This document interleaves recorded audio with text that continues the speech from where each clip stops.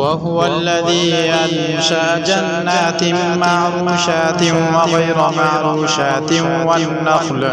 والنخل والزرع مختلفا أكله والزيتون والرمان متشابها وغير متشابه كلوا من ثمره إذا أثمر وآتوا حقه يوم حصاده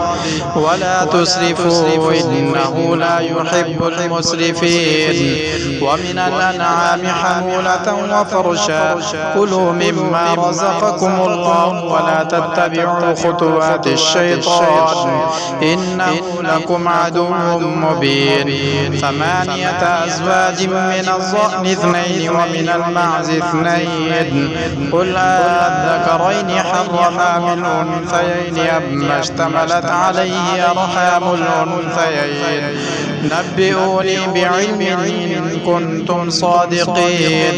ومن الإبل 2 ومن البقر 2 قل أذكرين حرم أم الأنثيين أما اشتملت عليه أرحام الأنثيين أم كنتم شهداء إذ وصاكم الله بهذا فمن أظلم ممن افترى على الله كذبا ليضل الناس بغير علم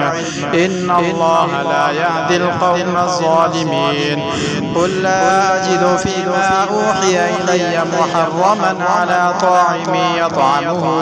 يطعمه إلا أن يكون ميتة أو دما مسفوحا أو لحم خنزير فإنه رجس أو فسقا أهل لغير الله به فمن اضطر غير باغ ولا عاد فإن ربك غفور رحيم وعلى الذين هادوا حرمنا كل ذي زفر ومن البقر والغنم حرمنا عليهم شحومهما إلا ما حملت ظهورهما أو الحوايا أو ما اختلط بعظم ذلك جزيناهم ببغيهم وإنا لصادقون فإن كذبوك فقل ربكم ذو رحمة واسعة ولا يرد بأسه عن القوم المجرمين سيقول الذين أشركوا لو شاء الله ما أشركنا ولا حرمنا من شيء كذلك كذب الذين من قبلهم حتى ذاقوا بأسنا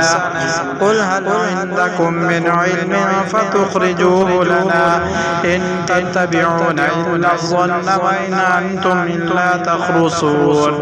قل فلله الحجة البالغة فلو شاء لهداكم أجمعين قل هلم شهداءكم الذين يشهدون